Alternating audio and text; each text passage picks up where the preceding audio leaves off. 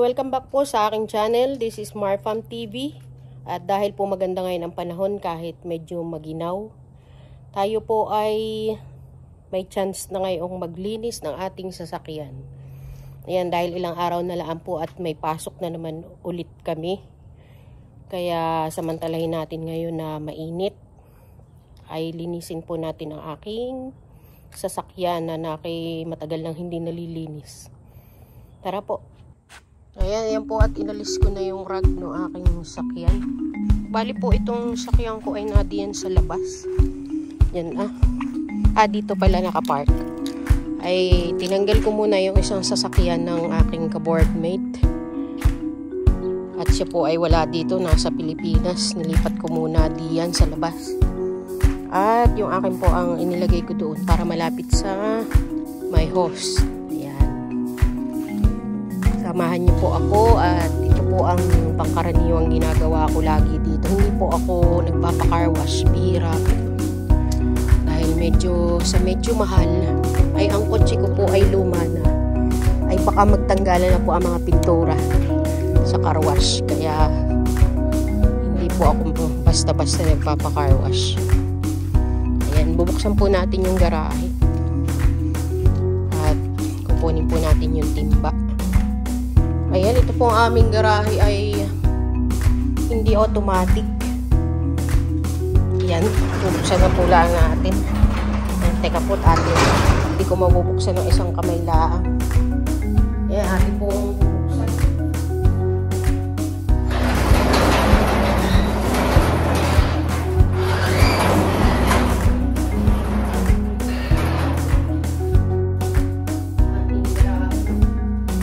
Kukunin na po natin itong timba dito. Paglalagyan ng ating sabon. Pag po ako'y nagka-car wash, ang ginagamit ko yung dishwashing liquid.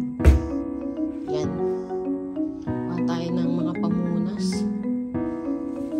Yan. Hindi po ako masyadong nagamit ng brush. Ayan, dito nga po pala sa aking channel. Sa mga hindi pa po subscribe at sa mga bago pa lang sa channel ko, ay ito pong aking ipinapakita sa inyo ay pangkaraniwang pong buhay ng isang pangkaraniwang Pilipino na pumunta dito sa Amerika. Na lingid po sa inyong kaalaman, hindi naman po ako nurse o hindi rin ako teacher. Ang trabaho ko po ay pangkaraniwan lamang dito sa Amerika.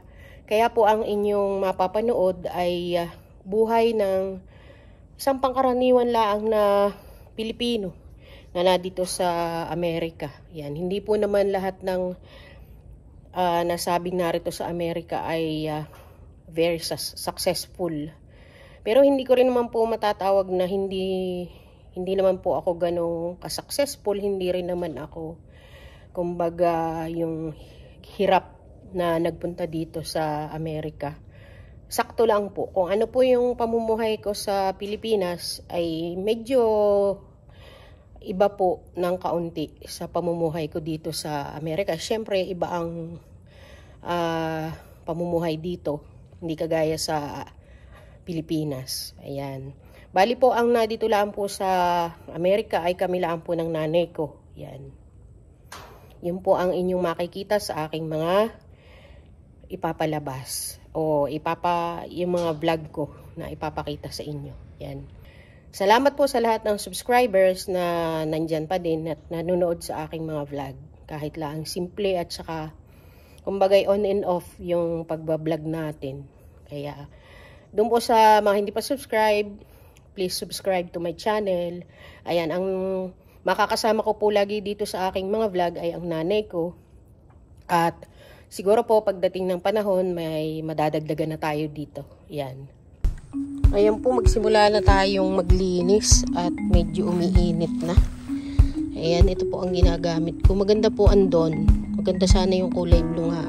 Yung isang blue. Ayan. Bali po itong aking sasakyan ay 2010 model ng Honda CR-V. Bali po yan ay siyempre 2010 ay matagal na po. Malakas po ang tubig dito. Malakas ang presyo. Kaya Kaya hindi mo na kailangan ng pressurize. Dahil dito pala ang ito ay ma-pressure.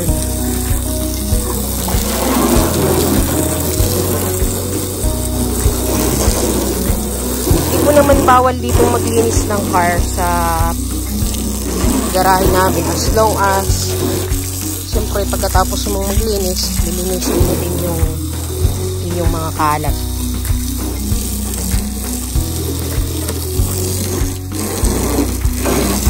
Yan. Akin po munang binabasa yung aking sasakyan bago ko siya sabunin.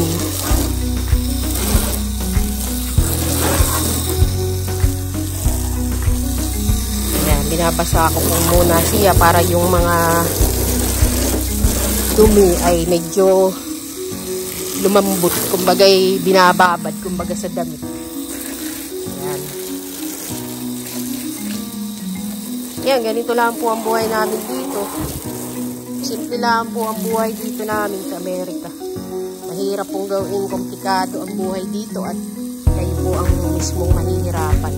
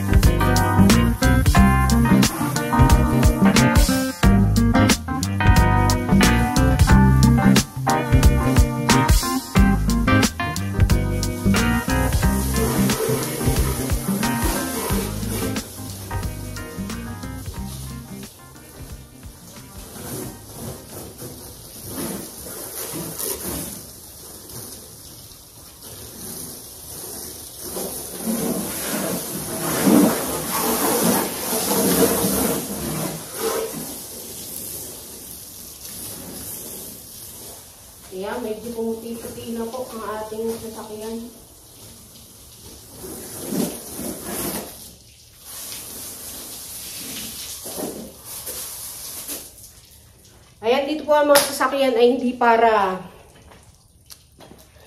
para kayo ay mag-show off o magmaigi. Ang pinapakita ko po ay yung pangkaraniwan lang namin buhay dito. Bali, hinihingal ako.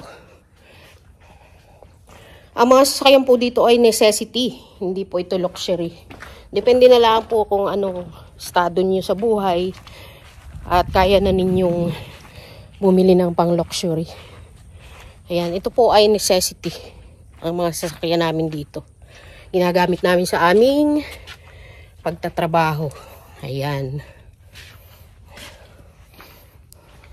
Ngayon po ay dinabanlawan na natin ng kaunti itong ating body. Dito naman tayo sa likuran. Ayan, kita ninyo yung pintura yan. Mga natatanggal na po. Ayan.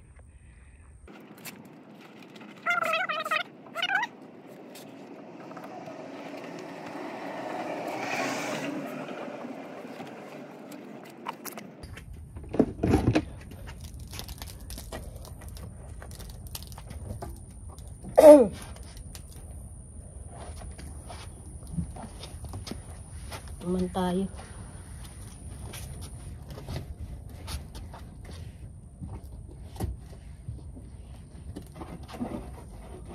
Marami na po itong marami ng gas-gas. Marami na po itong sasakyang ito, marami ng pinagdaanan. Pero sa awa naman ng Diyos ay ito hindi pa ako nito itinitirik. Hindi pa nababangga. Hindi naman po tawag dalangin, honey. Wag naman.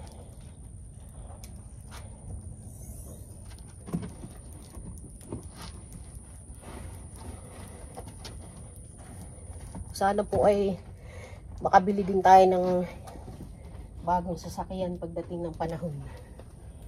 Iyan.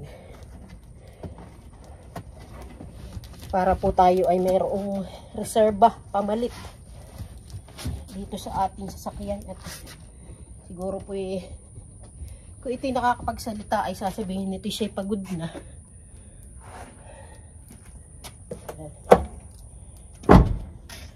Ayan, ating pong babanlawan ulit.